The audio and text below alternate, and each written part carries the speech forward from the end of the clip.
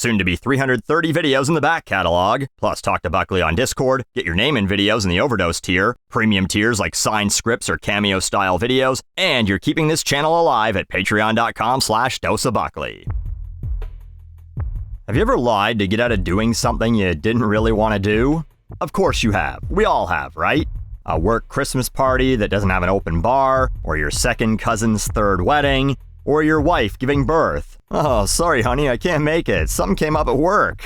Well, maybe not that one, but the first two, right? You know you've had a situation like that. You know it wasn't going to be fun or worth your while, so you made up some excuse and then stayed home and did something you wanted to do.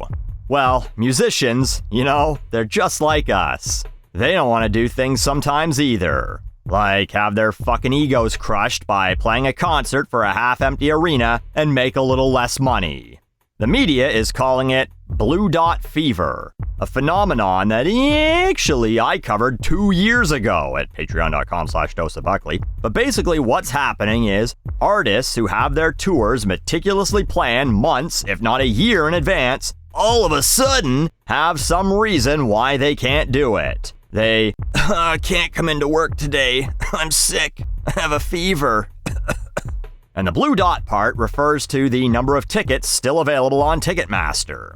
For example, Bryan Adams is coming through my city in August, and all those blue dots, those are empty seats. They aren't tickets already purchased by scalpers being resold for some absurd price. They're the regular tickets being sold for absurd prices. $112 for the upper deck. It must be the summer of '69, because they're fucking you upside down. We start with Meghan Trainor, who announced her tour back in November. This is going to be important when I tell you that in April, so at most 6 months after the announcement, she canceled the entire tour, stating that, after a lot of reflection and some really tough conversations, I've made the difficult decision to cancel the Get In Girl tour. Balancing the release of a new album, preparing for a nationwide tour, and welcoming our new baby girl to our growing family of 5 has just been more than I can take right now, and I need to be home and present for each and all of them at this time. She had the baby in January, via surrogate. Maybe you remember everyone mocking the picture of her laying in bed, looking exhausted, posing as if she was the one who just went through labor. So in November, that baby would have been 7 months in the paid-for womb, being delivered in 2 months. Did she just forget? Or maybe the tough conversations were with her spy kid husband going, "Are you gonna fucking leave me with 3 kids for months? Has all that Ozempic melted your goddamn mind?" But here's a screenshot someone took in April just before the cancellation of her shows. This was Denver, Colorado. Even in a place where the air is thinner, people still weren't stupid enough to pay to see her. Would she need to be home and present if those tickets were all sold? I doubt it.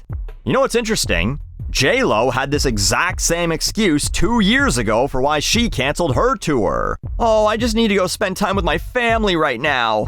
Meggie wrote a song for J-Lo back in 2016. 10 years later, J-Lo is writing excuses for Mrs. Trainor. Another person who's got the blue dot fever is Post Malone. He's touring with Jelly Roll for the big-ass stadium tour, which he just recently canceled shows in Texas and Alabama, claiming, "Truth is, I promised y'all beautiful people new music, and I don't have time to finish it before the tour starts." That's not the truth though, is it? ABC News took this screenshot just before the show was canceled.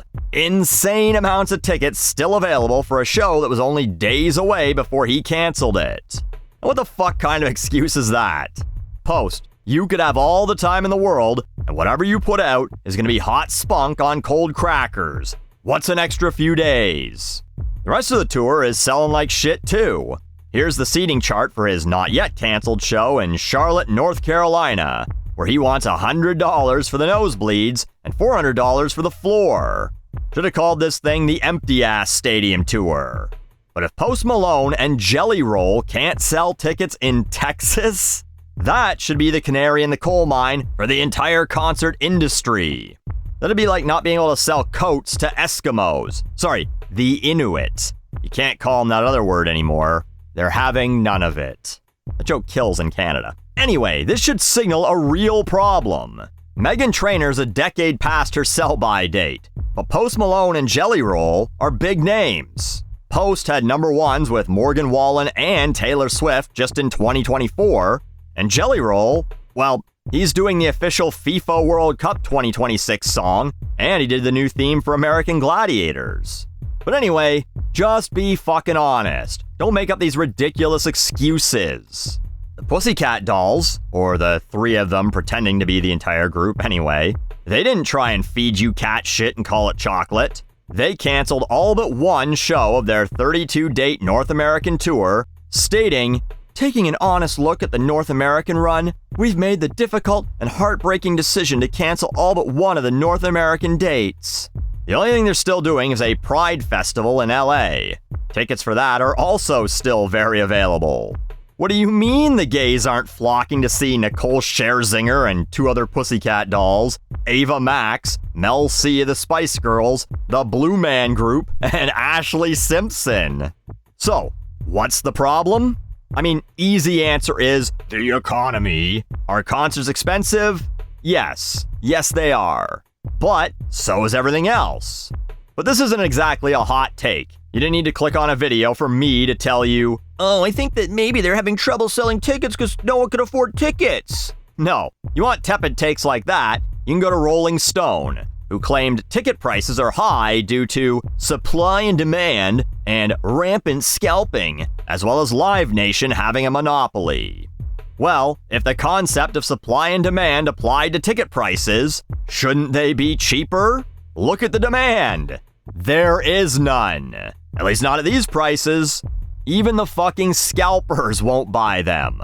Now, I do believe scalpers are partially responsible for these prices, because Live Nation spent years going, wait a minute, we sell the cheap seats for like 40, 50, 60 bucks. Scalpers buy them all up and sell them for $120, and they're getting it. And instead of their solution being, "Oh, we should figure out a way to stop scalpers or make it illegal to sell tickets above face value," they went, "We should sell the cheap seats for $120. No, the concept of supply and demand suggests that these tickets for a show that's less than a month away should be deeply discounted to actually get demand. But that would piss off all the people who paid full price, so you can't do that. But here's my favorite part from one of the articles. CTV interviewed industry expert Eric Alper, some Gen X hairball who has a show on Sirius XM, who says, "Blue Dot Fever has been hyped up by haters online. I think it's a loud but small group of people who aren't fans of certain artists who want to knock these artists down a peg. They need to be knocked down a peg. You can blame Ticketmaster all you want, blame the labels, whoever, but this isn't fucking South Korea. Post Malone or Meghan Trainor aren't owned by anyone. Clearly, if they're allowed to just be like, "Nope, not gonna do those dates now." Where was that energy before the tour when they mapped out ticket prices? Why couldn't they say, "You know what? We can do this cheaper, or we could just not do it at all"? One of the excuses that these companies make is, ticket prices have to be higher. The tour's more expensive. Someone like Beyonce now has 30 trucks carrying around her set. Hundreds of people are in the crew to set it up and tear it down. There's all the backup dancers. It's expensive. Fans just showed they don't give a fuck about big expensive sets and crazy intricate performances. Justin Bieber performed in a fucking hoodie in front of 100,000 people at Coachella, singing songs off a laptop while YouTube videos played. No one's ever gone to a concert and went, "Well, fuck, it was $200, but god damn if those backup dancers and lights weren't worth every penny they spent." But you know why these artists need to be mocked for this? Because they have no respect for you, the people who did buy a ticket before they canceled for bullshit reasons. "I can't be away from my family for a couple of months to do the thing that actually puts food on the table. I gotta finish making another shit album. I couldn't possibly write or record anything while on tour." What they said is, you being there isn't good enough. I don't give a fuck about the gray dots, the audience I have. I only care about the blue dots, the audience I don't have. If they won't show up, I won't perform. Fuck you, actual fans who did shell out hundreds of dollars to see Post Malone in Texas, or Meghan Trainor in Cincinnati, or the Pussycat Dolls in Phoenix. You are not worth putting on a show for. Too bad there's not a fucking easy shot you can just take to get over your blue dot fever. Huh, Meggles.